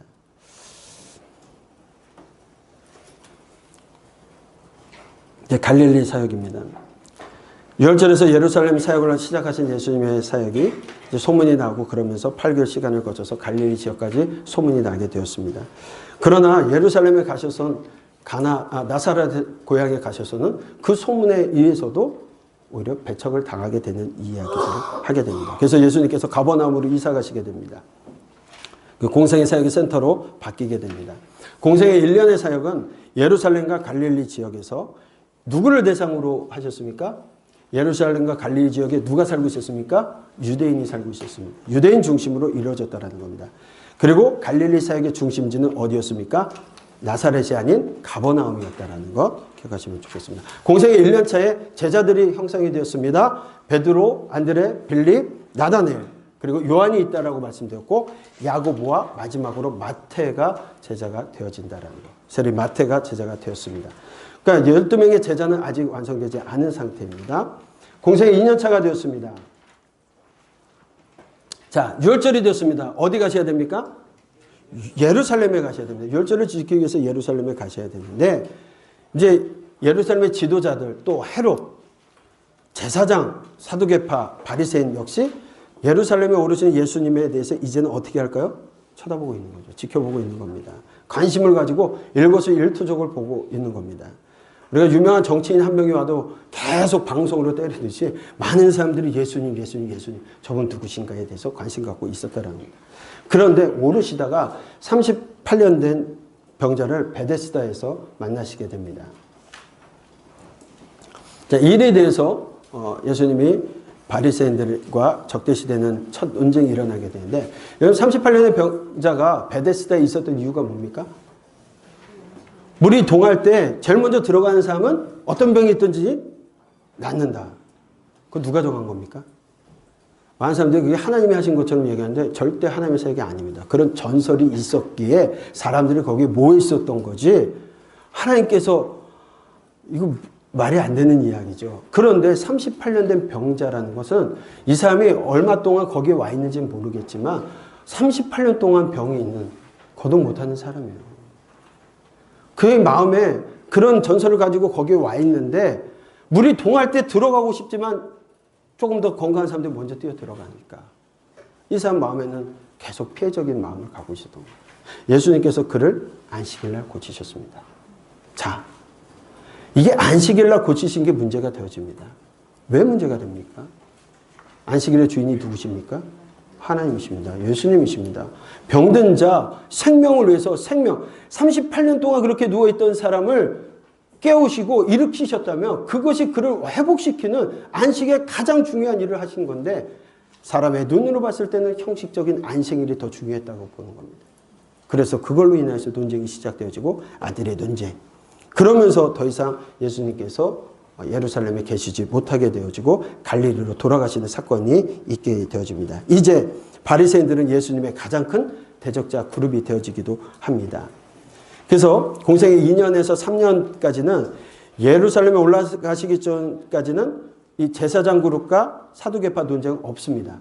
1년 차이는 있었지만 2년 차이는 가시지 않았기 때문에 3년 차에도 안 올라가시기 때문에 이제 마지막 때는 있을 수 있겠지만 그렇다면 나머지 그 기간 동안에는 누구와의 논쟁이겠습니까? 바리새인들과 이 이야기입니다. 자, 이때부터 바리새인들이 예수님을 쫓아다니면서 논쟁하기 시작하는 일들이 있어지게 되는 것들 여러분 이야기 되어집니다. 사실 예수님께서도 그냥 넘어가시지 않았어요. 예수님께서도 아들의 첫 논쟁에 대해서 말씀하실 때 바리새인들에게 하나님을 사랑하는 것이 너희 속에 없음을 알았노라. 모세를 믿었더라면 또 나를 믿었으니 그가 내게 대하여 기록하였습니다. 그러므로 그 글도 믿지 아니하거든 어찌 내 말을 믿겠느냐 하신. 결국 바리새인들은 늘 자부심을 갖고 있었던 거예요. 민중들의 지도자이면서 그들은 하나님 앞에 예배의 전문가로서 위임받고 있었던 겁니다. 오늘날로 따지면 예배 전문가 목회자들입니다. 그런데 어떤 사람들이 와서 목사님 아니시네 이런 것보다 더한 치욕적인 일을 얘기를 한 겁니다. 큰 모욕적인 겁니다. 그런데 예수님의 비판이 그 바리새인 전체를 얘기하는 것이 아니라 그들의 형식주의를 이야기했다라는 것. 그래서 이 모든 바리새인들이 그 당시부터 예수님을 적대한 것은 아니었다라고 말씀을 드렸습니다. 여전히 바리새인들 가운데는 예수님이 누구신지에 대한 궁금증을 가지고 있는 사람들 있었고 그 가르침에 공감하는 사람들도 있었습니다. 그래서 예수님을 집으로 초대하여서 그 가르침을 받기도 하는 사람들도 있었다라는 겁니다. 이런 관계가 공생의 3년 차에 오르실 때까지 지속적으로 되고 있다라는 거 여러분 생각하시면 되겠습니다. 그럼에도 불구하고 이 안식일 논쟁으로 인해서 바리새인들이 예수님을 죽이고자 하는 일들이 생기기 시작했다라는 것, 예루살렘 상황이 악화돼서 더 이상 계시지 못하고 올라가시게 되는 사건들이 여기에 있었습니다. 갈릴리 사역입니다.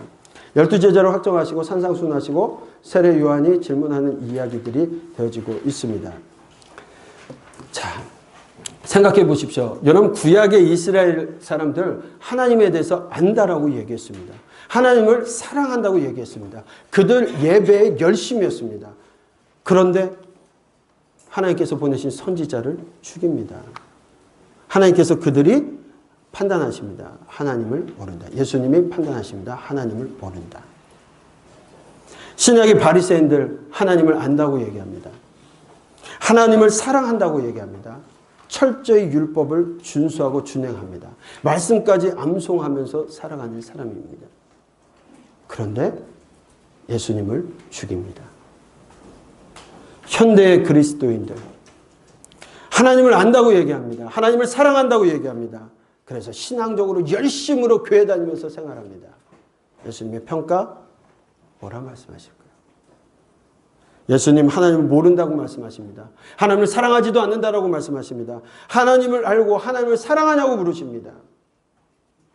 그리고 내가 너를 도무지 알지 못한다라고 말씀하십니다. 공생의 2년차 예수님께서 갈릴리 지역으로 오셔서 갈릴리 사역을 하십니다. 예수님 12제자를 확정하십니다. 그리고 잠깐 데가볼리로 가셔서 귀신 들린 것을 쫓아내 주신 이적 때문에 다시 또 배척을 받고 바로 돌아오십니다.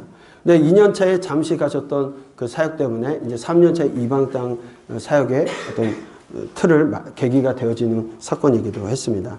가버나움에 오셨을 때 바리새 여인이 옥합을 깨트리는 여인의 이야기가 나옵니다.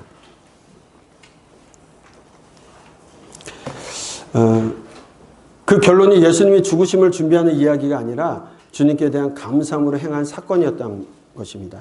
그래서 여러분들 바리새 여인이 드린 옥합을 깨트린 이야기는 2년 차에 있었던 것이고 베다니 마리아가 옥합을 깨트렸던 이야기는 3년 차 예수님의 십자가의 순환 바로 직전의 이야기입니다. 그 이야기의 결론은 아무도 예수님의 죽음을 알지 못하는 와중에 오직 그 여인 한 명이 준비했다라는 이야기로 결론되어진다라면 반면에 누가복음 7장 37절에 이 바리새인 집에 초대됐을 때 죄 지은 한 여자가 찾아온 사건을 기록하고 있는데 시간적으로 본다라면 누가복음 사건은 공생의 2년차 갈릴리 사역 가운데 있었던 이야기로 보시면 됩니다. 그렇기 때문에 마테마가 요한복음의 사건과는 전혀 다른 사건이었음을 우리가 기억할 수 있습니다. 특별히 또 여러분들 마리아에 대한 우리가 생각을 좀 해봐야 되는데 당시에는 마리아라는 이름이 참 흔한 이름이었습니다. 우리로 따지자면 철수, 영희 뭐 이런 정도의 이름일 겁니다. 그래서 예수님의 어머니 마리아가 있었고요. 마가의 어머니 마리아가 있었고 글로바의 아내 마리아가 있었고 나사로 누나 베다니의 마리아가 있었습니다. 또 막달라 마리아가 있었고 그렇게 되어집니다. 뭐 예수님의 어머니 마리아는 너무나 잘 아는 얘기니까 넘어가고 마가의 어머니는 마가복음의 저자 마가의 어머니로 보여집니다. 그래서 예수님을 따르던 제자들이 많은 무리가 모일 때 마가의 어머니의 집에서 모인 것으로 보여지고 있고 베드로가 천사에 의해서 감옥에서 구출된 다음에 간 집도 마가의 어머니 집이 아닌가 그렇게 보고 있습니다. 글로바의 아내는 작은 야고보라고 하고 요셉의 어머니였던 마리아입니다. 요한복음에서는 그 마리아가 그 예수님의 어머니 마리아 이모지간으로 보이는 것처럼 보이지만 확실치는 않습니다. 글로바의 아내 마리아는 일찍 그리스도를 믿었고 그분의 여행 중에서 함께 하였습니다. 그리고 늘 시중 들었던 여행 중에 한 분입니다. 그리고 십자가 밑에서 예수님의 어머니와 함께 했던 분이기도 합니다. 예수님을 장사 지냈을 때 또 그분을 위해서 향품을 준비하고 부활의 첫날에 일찍이 찾아갔던 분이시기도 합니다. 나사로 누나 베다니의 마리아도 여러분 아실 겁니다. 베다니 마리아는 예수님 발 앞에서 말씀 듣는 것, 그걸 예수님께서는 가장 귀한 것으로 말씀하셨던 겁니다. 사실 미운 사람이죠. 사람을 초대하고서 뭔가 음식도 대접하고 막 그래야 되는데 언니는 분주한 가운데 동생 마리아는 그래도 앉아가지고 예수님 품에 앉아있다면 얼마나 믿겠어요. 그러나 하나님께서 원하시는 것은 바로 그런 모습이 아닌가 생각을 합니다. 자, 나사로가 부활을 한 이후에 감사함으로 베다니에 있었던 만찬에서 그녀는 값비싼 향유를 깨트립니다. 보통 향유를 모으는 것은 시집 갈기 위해서 자금으로 마련하는 것이기도 한데 그것을 깨트려서 예수님의 장례를 준비했다라는 것. 여러분 우리가 잘 많이 오해하는 사람이 막달라 마리아입니다. 이분 가장 큰 명예를 차지하는 분이기도 할 건데 예수님께서는 그분의 7 귀신 들렸던 귀신을 내어 쫓은 일이 있고 그럼으로써 예수님께 헌신했습니다. 또 부활의 날에 아침에 예수님 무덤에 찾아가서 첫 번째 엎드렸던 사람이기도 합니다. 그런데 우리가 이 여인을 갖다가 방탕한 여인, 가늠하다 잡혀온 여인이라고까지 이야기를 합니다. 근데 이거는 확인된 바가 없어요. 성경에는 그렇게 기록되어 있지 않습니다. 단 AD 591년에 그레고리 1세 왕이 설교하던 가운데 짬뽕에서 얘기해서 그게 1000년이 넘고 1500년 가까운 시간 동안 그 여인이 그 여인으로 생각을 하고 있는 것 뿐입니다. 나중에 천국 가셨다가 막달라 마리아 만나시면 아니면 어떻게 하겠어요? 그렇죠? 성경에는 뭐 그런 내용은 없으니까. 네. 그리고 이제 이방 지역에 잠깐 다녀오시게 되는 이야기. 자, 공생의 3년 차로 이제 넘어가도록 하겠습니다. 공생의 3년 차는 유월절이 되었습니다. 예루살렘에 올라가셔야 되는데 아직 때가 되지 않아서 올라가실 수 없다고 말씀드렸습니다. 왜냐하면 이미 상황이 악화되었기 때문이라고 말씀드렸습니다. 아직 때가 되지 않았는데 올라갔다가는 큰 일이 일어날 상황이어서 예루살렘에 오르시다가는 바로 십자가에 달리시는 사건이 일어났을 겁니다. 그래서 가시지 않습니다. 가버나움을 중심으로 이제 이방 사역을 하시게 됩니다. 먼저 갈릴리 바다 북부 지방 가버나움을 중심으로 활동하게 됩니다. 그때 일어난 일들이 이제 여러분들 아시는 베세다 근처 오병이어 사건이 있게 되어지고 또 바다 위를 걸어서 오시는 사건이 있습니다. 많은 사람들이 그냥 우스갯소리로 베드로가 어떻게 바다 위를 걸었을까? 예수님을 바라볼 때는 그 물 위를 걸었지만 예수님의 풍랑을 바라보면서 주변을 바라보니까 예수님을 놓치니까 빠지기 시작했다. 그러면서 어떤 사람들이 노력하죠. 왼발이 빠지기 전에 오른발을 놓고 오른발이 빠지기 왼발을 놓으면 바다 위를 걸을 수도 있을 것이다. 말도 안 되는 얘기를 하고 있지만 어쨌든 그런 기적을 통하여서 예수님께서 물 위를 걸으시는 것, 또 풍랑을 잔잔케 하시는 것, 우리가 생각하는 어떤 세상의 법칙을 이겨내시는 결국 하나님이심을 나타내는 사건들을 보여주고 있습니다. 모든 이적에는 표적이 있고 그 표적을 통해서 예수님이 나타내시고자 하는 것들이 있다는 겁니다. 자, 이제 이방 지역으로 가게 됩니다. 먼저 두루와 시돈, 데가볼리, 가이사랴 빌립보의 사건들을 있게 되어지는데 스로보니게 여인의 믿음 너무나도 잘 아는 이야기입니다. 여러분 어떻게 그런 말을 할 수 있을까요? 예수님께서 한마디로 얘기하면 그 스로보니게 여인에게 뭐라고 얘기한 겁니까? 너 개라고 얘기한 거예요. 아니 인격적으로 그런 모욕적인 말이 어디 있습니까? 그런데 그 여인이 뭐라고 얘기합니까? 개들도 주인의 상에서 떨어지는 음식의 부스러기를 먹는 굉장한 믿음 아닙니까? 예수님은 그 여인에게 구원을 선포하십니다. 예수님이 이미 십자가에 달리실 때가 아닙니다. 예수님께서 구원을 선포하셨습니다. 구원을 선포하셨습니다. 그들이 예수님을 의지하고 믿었기 때문이라는 것. 믿으면 구원 받는 겁니다. 데가볼리에서 4,000명을 먹이시는 사건이 있었습니다. 이 데가볼리 사건도 유사하게 오병이어와 함께 또 4,000명을 먹이는 사건은 이방인들에게도 동일한 이적을 행하십니다. 이 이야기는 하나님은 유대인이나 이방이나 차별이 없으시다라는 것을 분명히 말씀하고 있는 사건입니다. 가이사랴 빌립보에서 가울라니티스 가우사랴 빌립보에서 예수님이 나는 누구냐는 질문 속에 베드로가 뭐라고 얘기합니까? 계속 말씀을 드렸습니다. 그 믿음의 고백위에 교회가 세워졌다라는 것 여러분 한번 잘 생각해 보시면 좋을 것 같습니다. 그리고 높은 산에 대한 이야기를 하는데 변화산을 갔다가 가울라니티스 헐몬산으로 보는 견해가 있고요. 반면에 가이사랴 빌립보에서 6일 거리에 있다는 것으로 인해서 갈릴리 호수 남서쪽에 있지 않은 다볼산으로 보는 견해들도 있습니다. 어쨌든 높은 산에서 변모의 모습을 보이셨다라는 것. 그러면서 예수님은 아마도 죽음에 대한 준비들을 이제 본격적으로 하고 계시지 않았나. 그런데 갈릴리로 돌아와 보니까 제자들이 뭘 하고 있습니까? 제자 간에 누가 큰지에 대한 싸움이 일어나고 있는 겁니다. 이제 갈릴리로 돌아오셔서는 예수님께서는 그 제자들에게 제자 훈련에 더욱더 집중하십니다. 가이사랴 빌립보 신앙 고백 이후에는 예수님께서 순환과 고난, 십자가에 대한 예언을 지속적으로 하시게 됩니다. 십자가에 대해서 이야기하고 있는데 제자들은 누가 크냐에 관심을 갖고 있었다는 겁니다.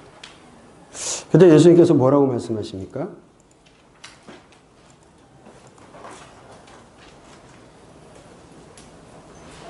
예수님의 제자가 되기 위해서는 어떻게 해야 된다고? 자기를 부인하고 자기 십자가를 지고 나를 따를 것이니라고 말씀하십니다. 여기 십자가가 뭘까요? 십자가. 여기 목회자들도 계시고 그럴 텐데 여러분의 십자가는 뭡니까? 교회가 크지 않은 겁니까? 저요, 큰 교회에 있다가 개척교회를 해보니까요. 와, 장난이 아니에요. 개척은 아무나 하는 게 아닌 것 같아요. 맨 땅에 헤딩을 해봤습니다. 그런데 정말 어렵더라고요. 제가 하지 않았던 일들이 다 터져요. 전기부터 수도부터 고장나면 누가 해야 됩니까? 제가 해야 돼요. 물론 저는 전문가적인 것들이 있었기 때문에 직장생활 하면서 해왔기 때문에 좀 익숙합니다만 한 번은 겨울에 수도가 터져가지고 완전히 물바다가 됐어요. 그걸 추운 겨울에 얼어 터져가지고 그렇게 된 거를 갖다 물을 퍼내는데 그때는 왜 생각을 못하고 다 바켓으로 빼냈는지 모르지만 야, 눈물 나더라고요. 내가 왜 뭐 하고 있는 건가? 자, 그게 나의 십자가인가? 때로는 하나님의 일에 대해서 최선을 다해서 열심으로 살아간다고 하는데 늘 건강에 걱정을 하고 있는 내 모습을 보면서 나의 십자가는 다른 사람에 비해 여러분 겉으로 보여지는 제 모습은 뭐라고요? 예. 골리앗? 처음엔 골리앗 얘기하다가 네피림이라고 하지만 그렇지만 늘 저는 걱정이 있거든요. 건강치 않은 모습 때문에 늘 걱정, 어딜 가도 걱정하는 것들이 있습니다. 그런 것들이 나의 십자가인가? 여러분들의 십자가는 뭡니까? 남들과 비교해서 작은 교회가 여러분들의 십자가입니까? 남들보다 비교해서 아직도 출세하지 못한 게 여러분들의 십자가입니까? 남들보다 비교해서 좋은 집 살지 못하는 게 나의 십자가입니까? 십자가가 뭘까요? 16장 24절에 마태복음에서 분명히 말씀하십니다. 나를 따라오려거든 자기를 부인하고 자기 십자가를 지고 나를 따를 것이니라. 당시 십자가가 무엇인지를 생각해 보신다면 기억해 보십시오. 당시 십자가라는 것은 사형틀입니다. 죽음을 의미하는 겁니다. 제자들에게 말씀하신 게 자, 고난은 내가 받을 테니까 너희들 영광을 위해서 살아가라가 아니었습니다. 너희들이 나의 제자가 되려면 너희 십자가를, 너희들을 부정하고 너희 십자가를 지고 나를 따를 것이라고 얘기합니다. 누가 얘기하는 것처럼 자기 비움, 내려놓음이 아닙니다. 죽은 것입니다. 비우는 것은 스님들도 하셔요. 크리스찬은 믿음의 사람이라면 내려놓는 것이 아니라 비우는 것이 아니라 죽었음을 인정하고 가는 겁니다. 죽은 사람들이 무슨 걱정거리가 있어요? 성공하지 않은 것이 죽음보다 더한 일입니까? 조금 남들보다 고난받고 있는 것이, 건강에 염려되는 것이, 아픔이 있는 것이 죽음보다 더한 것입니까? 당시 십자가는 죽으라는 겁니다. 예수님께서는 죽으라고 말씀하시는데 제자들은 누가 크냐를 생각하고 있습니다. 머지않아 미래에 영광의 자리에 예수님이 앉으실 때 내가 생각하는 순임의 김을 통해서 누군가가 예수님을 따라다니다 보면 아, 저걸 통해서 무엇인가 얻겠지. 그런 그들에게 예수님은 고난과 죽음을 말씀하고 계십니다. 이 이야기가 1년차 얘기도 아닙니다. 예수님의 제자를 얘기하고 예수님이 데리고 다니면서 모든 이적과 사역을 보았던 사람들임에도 불구하고 동고동락했던 그 제자들조차도 예수님의 사역에 관심, 예수님의 죽으심에 관심이 아니라 뭔가 한 자리 하는 것, 내가 이것을 통해서 무엇인가 이득을 얻을 것인가, 거기에 관심이 있고 나중에는 그 가운데 한 명은 예수님을 아, 내가 생각하는 것과 다른 삶을 살아가니까 버리는 일까지 생겨지게 됩니다. 보아도 보지 못하고 들어도 듣지 못합니다. 예나 지금이나 변한 것이 하나도 없습니다. 하나님을 섬기고 하나님의 말씀을 안다라고 자랑하던 제사장과 바리새인과 서기관들, 예수님을 보고도 예수님의 말씀을 듣고도 예수님을 죽입니다. 예수님의 제자라는 사람들 저마다 다른 생각에 빠져 있습니다. 사사시대에 자기 소견에 옳은 대로 행했던 사람들 같이 하나님을 믿는다라고 하면서도 하나님의 왕이심을 안다고 하는 사람인데도 불구하고 자기 소견에 옳은 대로 자기의 생각대로 예수님을 따라가고 있다는 겁니다. 그저 예수님을 통해서 한몫 잡을 큰 교회 목사님 되는 것이 인생 일대의 꿈이고 교회 평수 넓혀가는 게 꿈이고 인생 최대 목적이 됐습니다. 기독교인들 작은 집에서 큰 평수로 가는 것이 가장 큰 꿈이 되고 작은 차에서 큰 차 타는 것이 큰 꿈이 된 것처럼 목사님 오셔서 기도해달라고 하는 것, 그것을 예수님이 원하시는 교회 모습이 아닙니다. 하나님의 마음을 아는 거 필요치도 않습니다. 예수님 따르는 거 필요치 않습니다. 그저 고난은 예수님 홀로 지시고 영광만 우리에게 달라고 얘기합니다. 십자가 없는 고난 없는 영광만을 우리는 요구하고 있습니다. 예수님을 따르는 사람들도 자신의 욕구를 따라서 예수님을 따라가고 있다는 겁니다. 병 고침 받아도 하나님의 은혜를 받아도 감사하기는커녕 다 제 갈 길로 갑니다. 하나님 의지하고 함께 동행동거하자라고 말씀하셔도 내 의지만 나에게 도움되는 것만을 주장합니다. 주님 주시는 거 별로 기대하지 않고 나에게 도움되는 거 그거 달라는 겁니다. 내 욕심만 채워달라는 겁니다. 내가 원하는 때에 주시지 않으면 하나님이고 뭐고 잘못됐다라는 겁니다. 왜 하나님 지금인데 왜 안 주시냐는 겁니다. 안 주시면 때가 있겠죠. 이유가 있겠죠. 그런 생각하지 않습니다. 지금이 바로지라고. 하나님 잘 모르시는 것 같은데 내가 지금 이게 필요하다고 이거 달라고 얘기하는 거, 고집 부리는 거, 울고불고하며 간청기도하는 거, 간질기도하는 거, 무엇을 먹을까, 무엇을 마실까, 무엇을 입을까 생각하는 것뿐입니다. 하나님께서, 예수님께서 구하면 주실 것이요 찾으면 찾게 될 것이고 두드리면 열린다고 그랬더니 온갖 먹을 것과 마실 것과 입을 것만 구하고 있습니다. 아무도 하나님의 일에 사역에 관심이 없습니다. 하나님 마음에 관심조차 없습니다. 답답한 마음에 하나님 나라와 의를 구하라고 그렇게 살아가는 것이라고 얘기하지만 우리들은 육신의 안목에 정욕에 빠져서 자기의 자랑만을 하고 있다는 겁니다. 답답한 모습이 예수님의 공생의 사역 가운데서도 계속적으로 나타나고 있는 모습이었습니다. 아직 때가 되지 않았기 때문에 예수님께서 예루살렘에 오르지 않으십니다. 목숨의 위협이 있었기 때문에 요단 동편 안전한 이방 지역에서 베레아에 머무시면서 3개월가량 활동하시게 됩니다. 이방 지역에서 이제 예루살렘을 오고 가시면서 활동하시게 될 때 소경된 자를 고치시는 사건도 있었고 죽은 나사로를 살리시는 일이 있었습니다. 그 일로 인해서 이제 제사장 그룹 사두개파 바리새파 서기관 모두가 연합해서 예수님을 죽이고자 합니다. 죽은 나사로를 살리신 이후에 그날 저녁 만찬 중에 베다니 마리아가 만찬 중에 주님의 장례를 준비하며 옥합을 깨트리는 일이 있었습니다. 여러분 가이사랴 빌립보 이후에 세 차례 예수님의 순환에 대한 예고가 있으셨습니다. 그럼에도 제자들 전혀 이해하지 않습니다. 다음날 예루살렘에 입성하실 때 되어질 일들, 이 모든 일에 있어서 오직 이 여인 하나만이 예수님의 죽으심을 준비하고 있다는 겁니다.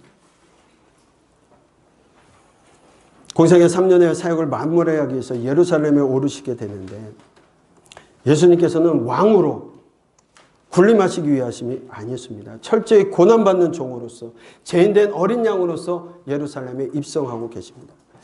공생애를 시작하면서 처음 니고데모에게 찾아온 니고데모에게 얘기하신 것처럼 하나님의 사랑의 증거를 위하여서 모든 사람을 예수님 믿어 영생에 이르게 하기 위해서 예수님께서는 오르고 계십니다.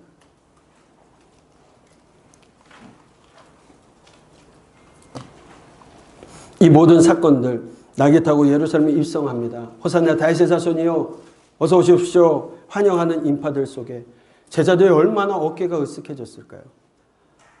예수님의 죽음에 대한 이야기를 생각하고 막달라 마리아는 옥합을 깨트리며 예수님의 장례를 준비하는 그 시점도 잘 모르고 저거 왜 깨트려가지고 돈을 낭비하나, 저거 팔아서 가난한 사람을 나눠주면 얼마나 좋을 텐데 라는 무지한 생각들을 하고 있는 것. 두 번째 성전 숙청 사건이 월요일날 있게 되어집니다. 예수님이 첫 사역 가운데 1년 차에서 업고 가셨음에도 불구하고 그들은 변화가 없습니다. 다시 장사 속을 이유해서 살아가고 있는 모습들. 절대로 알지 못합니다. 하나님을.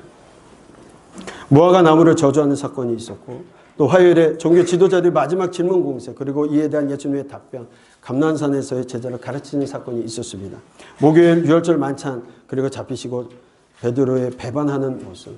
세 차례에 걸쳐서 베드로가 배반합니다. 사실 어떻게 보면 베드로 사도는요. 여러분 이건 제 생각입니다. 가룟 유다는요. 예수님 팔 생각을 했을 때 사단이 들어가서 팔 생각을 했다고 말씀합니다. 물론 맞습니다. 나쁜 놈이죠. 예수님을 스승을 하나님을 팔았으니까. 그런데 그는 예수님을 죽이고자 한 거 아닐지도 몰라요. 저분이 예수님이다 그 한마디였습니다. 그런데 그것이 사단이 들어간 일이라고 했어요. 자, 그 죄가 큽니까? 예수님은 모릅니다. 욕하면서 모릅니다. 저주까지 하면서 모른다라고 강조하는 그 3번의 사건은 사실 베드로에게 큰 사건입니다. 그런데 왜 베드로는 교회 수장이라고 하는 그 위치까지 가게 되고 가룟 유다는 죽을까요? 가룟 유다에게는 그의 선택입니다. 하나님 분명히 회개하고 돌이켰다면 가룟 유다도 용서하실 하나님이세요. 그는 자살로서 자기 생을 마감하며 하나님께 씻을 수 없는 저주의 모습으로 살아갑니다. 훗날 베드로는 회개합니다. 그리고 십자가에 거꾸로 달려 죽기까지 하나님의 사역을 감당하는, 하나님께서는 여전히 끝까지 우리를 버리지 아니하시고 돌아오기만 한다라면 용서하시는 그런 하나님이신 걸 이해해야 합니다. 예수님 마지막 사역을 위해서 오르셨지만 아무도 그것을 이해하는 사람이 없었습니다. 저마다 자신 보고 싶어하는 것만 보고 있습니다. 환영하는 인파 속에서 우쭐하는 제자들의 모습을 통해서 듣고 싶은 것만 듣습니다. 보고 싶은 것만 보습니다. 우리들도 그래요. 똑같은 설교를 듣고도 자기가 듣고 싶은 것만 듣고 이해한 걸로만 얘기하는 모습도 너무나 많이 봤습니다. 똑같은 성경을 보고도 자기에게 유익한 것, 유리한 것만 딱 메모해가지고 요절요절 외웁니다. 요절요절 하다가 요절나는 수가 있습니다. 하나님의 뜻이 무엇인지를 깨닫고 하나님의 마음을 시원케 하는 삶을 살아야 되는데 그러지 않는 모습이라는 겁니다. 그들 역시 예수님의 말씀을 순한 이야기를 지속적으로 하시지만 깨닫지 못했습니다. 종려나무 가지를 흔들면서 하는 군중 가운데 들떠있는 제자들 그랬습니다. 오직 베다니 마리아 여인만이 예수님께 향유를 버리고 예수님의 장례를 준비할 뿐이었습니다. 마지막 전날 예수님께서 그런 그들을 보시면서 자신의 영을 주시겠다고까지 말씀합니다. 이제껏 3년 동안 가르치시고 2년 가까이 가르치셨는데 여전히 예수님의 마음을 이해하는 사람은 제자가 없습니다. 여전히 그들의 마음은 헛된 것에 가 있다는 겁니다. 한 자리 차지할 생각만 합니다. 그런데 그들을 책망하셔도 모자랄 그들에게 하나님의 사랑의 모습을, 예수님의 사랑의 마음을 전하십니다. 내가 내 영을 부어줄 것이다. 내 영을 보내줄 것이라. 사랑을 베십니다. 내가 너에게 내 영도 주겠다. 그가 너희 안에서 보고 듣고 깨닫게 해주겠다라고. 이해하지 못하고 깨닫지 못하니까 아예 내 영을 주시겠다라고 말씀하시는 겁니다. 그렇지만 어찌된 일인지 사람들은 성령께서 보고 듣고 깨닫게 해주시는 것 거기엔 관심이 없습니다. 그저 성령의 은사, 능력에만 관심이 있습니다. 성령에 통하여서 하나님의 사랑을 깨닫고 알고 그렇게 순종해 가는 것 거기에는 전혀 관심이 없습니다. 깨닫어야 될 텐데 하나님의 사랑을 더욱더 알고 하나님 원하시는 대로 우리가 살아가야 될 텐데 거기에 관심이 없습니다. 성령 받으면 성공한다라고 얘기합니다. 좋은 대학 가기 위해서 성령 받으라고까지 얘기합니다. 목회 성공하려면 성령의 은사와 능력이 나타나야 된다라고까지 이야기합니다. 마치 성령님을 물건 취급합니다. 아이들 게임의 장난감처럼 아이템처럼 생각합니다. 그저 그 아이템 하나 취득하고 있으면 만사 형통하는 부적처럼 여깁니다. 마치 과거 하나님의 임재의 상징이었던 언약궤만 있으면 승리할 거라 생각해서 언약궤만 끌고 나오는 그런 모습이 오늘날 우리들 가운데 당시의 사람들에게도 있었다는 겁니다. 하지만 그렇지 않습니다. 가르쳐도 안 되고 들어도 안 되고 보아도 안 되니까 영을 보내주시겠다는 겁니다. 듣고 깨닫게 하시겠다는 겁니다. 여호와 하나님께서 누구신지, 예수 그리스도는 누구신지, 그 하나님의 마음이 무엇인지, 하나님의 사랑이 무엇인지를 깨달으라고 말씀하시는 겁니다. 금요일 빌라도 재판 가운데 십자가에 달려 돌아가십니다. 예수님께서 고난의 종으로 세상 죄를 지는 어린 양이 되셔서 죽으셨습니다. 예수님의 생애는 예루살렘을 향해서 유대를 향하여 이방인들을 향하여 그리고 세상 사람들을 향하여 그들을 위해서 일하시고 살아가셨습니다. 그리고 홀로 십자가 지셨습니다. 그리고 모든 것을 다 이루셨습니다. 그 길은 사랑의 길이었고 생명의 길이었습니다. 우리를 살리고 오시고자 하나님께서 당신의 생명을 주시는 생명의 길이었습니다. 사랑의 길, 십자가의 길, 외로운 길을 가셨습니다. 예수님께서 그렇게 십자가를 지셨습니다. 제자에게 배반당하셨습니다. 사랑하는 제자들이 뿔뿔이 흩어지게 됩니다. 저주의 소리도 들으셨어야 합니다. 모욕과 조롱을 받으셨고 침뱉음을 당하고 채찍에 맞으십니다. 그리고 사람들 앞에서 천지 만물 우주의 주인이신 하나님께서 빨가벗겨져서 수치를 당합니다. 양손과 양발에 못이 박히십니다. 존귀하신 그의 머리에는 찬양받으시기에 합당하신 그의 머리에는 가시 면류관이 씌워졌습니다. 만왕의 왕께서 십자가에 달려 죽으셨습니다. 어떻게 사랑했냐고? 내가 이렇게 사랑했다.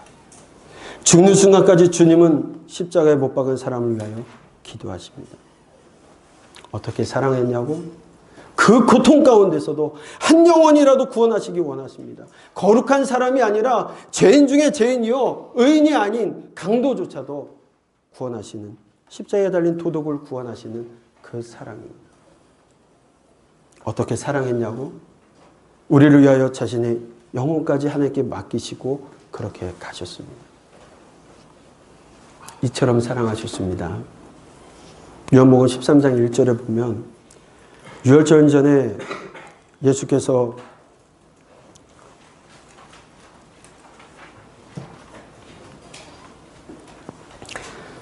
저희가 세상을 떠나 아버지께로 돌아가실 때가 이른 줄 아시고 세상에 있는 자기 사람들을 사랑하시되 끝까지 사랑하시니라.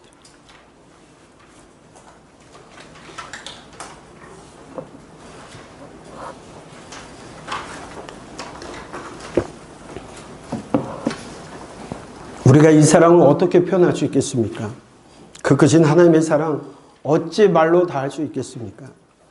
하늘을 두루마리 삼고 바다를 먹물 삼은들 그 하나님의 사랑을 우리가 다 표현할 수 있겠습니까? 같이 한번 우리 찬양했으면 좋겠습니다.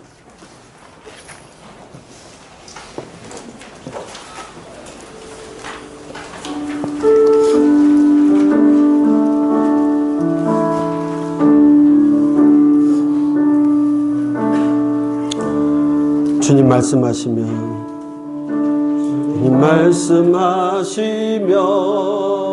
내가 나가리라.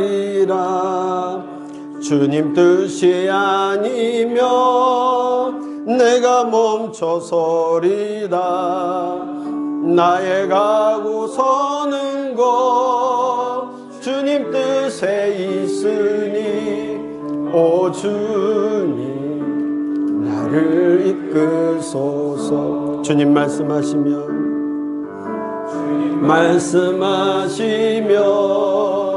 내가 나가리라. 주님 뜻이 아니면 내가 멈춰서리라. 나의 가고 서는 것 주님 뜻에 있으니 오 주님 나를 이끄소서. 뜻하신 그곳에 나 있기 원합니다. 이끄시는 대로 순종하며 살리니 연약한 내 영혼 통하여 일하소서. 주님 나라와 그 뜻을 위하여 뜻하신 그곳에 나 이끄기 원합니다. 이끄시는 대로 순종하며 살리니 연약한 내 영혼 통하여 일하소서. 주님 나라와 그 뜻을 위하여 오 주님 나를 이끄소서. 예수님께서는 아버지께로 돌아가실 때가 이르자 자신들의 제자들, 자신들의 사람을 끝까지 사랑하셨습니다. 부활하신 예수님께서는 실패하고 낙담한 베드로를 찾아가 물으십니다. 네가 나를 사랑하느냐? 내가 주님을 사랑합니다. 내 양을 치라. 내가 나를 사랑하느냐? 내가 주님을 사랑합니다. 내 양을 먹이라. 마지막으로 물으십니다. 내가 나를 사랑하느냐? 고민하며 갈등하며 베드로는 고백합니다. 3번 저주하면서까지 부인했던 베드로, 실패한 인생에 찾아오셔서 다시금 기회를 주시고 사역의 자리로 초대하십니다. 내 양을 먹이라. 우리의 인생 가운데 하나님이 종으로 부르셨습니다. 하나님께서는 사랑을 구걸하시는 것이 아닙니다. 지난 수천 년 동안도 수없이 많은 사람들이 하나님께 사랑합니다라고 했습니다. 구약의 이스라엘도 그랬고 예수님을 십자가에 못 박은 바리새인들도, 사두개인들도, 제사장들도 그랬습니다. 지금 이단들도 하나님 사랑합니다라고 노래합니다. 하나님께서 그런 입 벌린 소리 듣고 싶어서 하시는 것이 아닙니다. 그걸 원하시는 것이 아닙니다. 주님 사랑한다라고 고백하는 베드로에게 예수님은 사랑하는 내 양을 먹이라고 말씀하십니다. 그리고 베드로는 이후에 그렇게 살았습니다. 예수님께서 십자가에 달리시신 전날 제자들의 발을 닦으면서 친구가 친구를 위하여 죽는 사랑이 가장 큰 사랑이라고 하셨듯이 그렇게 예수님을 위하여 죽습니다. 가장 큰 사랑으로 예수님께 자신을 드렸습니다. 우리 예수님께서 이렇게 사랑하셨습니다. 우리를 100% 사랑하셨습니다. 그리고 지금 오늘 저희에게 묻습니다. 내가 이와 같이 사랑했다. 너희도 나를 사랑하느냐? 힘들고 어려운 여러분들의 사역을 두시고 같이 기도했으면 좋겠습니다. 나는 실패한 건 아닌가? 다른 사람들과 비교되어서 늘 내 자리에 머물러 있진 않나? 그런 우리에게 예수님 찾아오셔서 말씀하십니다. 내가 나를 사랑하느냐? 여러분 뭐라 대답하시겠습니까? 하나님 다시금 우리에게 실패한 우리의 인생 가운데 찾아오셔서 다시금 소명을 주시고 사명을 주시는 그 하나님을 믿고 따라가는 저희들 되게 해달라고. 주님 말씀하시면 어디든지 내가 다시금 나가겠다라고 우리 이 시간 통성으로 주님 앞에 고백하는 시간 되기를 소망합니다. 사랑의 하나님 아버지 감사합니다. 저희들이 무엇이간데 사랑하여 주셔서 하나님의 남녀종으로 세워주시고 하나님의 뜻 가운데 살아갈 수 있도록 인도하여 주시니 참으로 감사합니다. 하나님 우리가 주님을 사랑합니다. 입 벌린 소리가 아니라 하나님 전심으로 우리를 100% 사랑하셔서 우리에게 소명을 주신 것과 같이 하나님 실패하고 어렵고 힘든 무너진 고통당하는 우리의 삶의 자리에 찾아오셔서 네가 나를 사랑하느냐? 그렇다면 내 양을 여기면 아버지 하나님 다시 한번 사명을 주시고 소명 주셔서 하나님의 남녀 종으로 세워주시니 감사드립니다. 우리들이 최선을 다하여 하나님이 원하시는 삶을 살아갈 수 있도록 주여 우리들을 붙들어 주시옵소서. 우리에게 주신 사명 생명을 다하는 날까지 이기는 자의 삶을 살아가게 하시고 작은 것 하나까지도 하나님 앞에 드려주는 하나님의 마음을 깨달아 하나님의 마음을 지었게 하는 그런 마중물된 삶을 살아가는 저희들에게 도와주시옵소서. 하나님 우리 그렇게 살아가길 소망합니다. 하나님 그렇게 살아가는 저희들에게 도와주시옵소서. 내 십자가를 지고 죽으면 죽겠다라는 마음을 가지고 하나님을 따라가는 저희들의 사명과 소명이 되어질 수 있도록 인도하여 주시옵소서.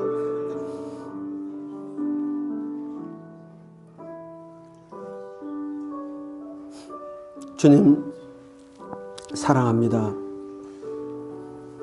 주님께서 우리를 100% 사랑하셨기에 오늘 이 시간까지 우리를 인도하여 주시고 하나님의 남녀종으로 세워주심을 믿고 감사드립니다.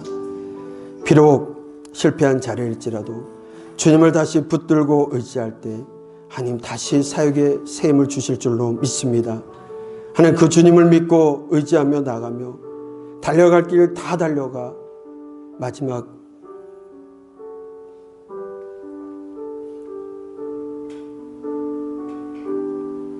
우리의 생명이 다하는 날 주님 품에 안기는 그날 잘했다 칭찬받으며 우리의 눈물을 씻겨주시는 그 하나님 앞에 설 수 있게 도와주시옵소서.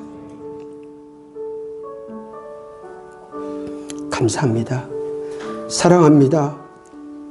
예수님의 이름으로 기도합니다. 아멘.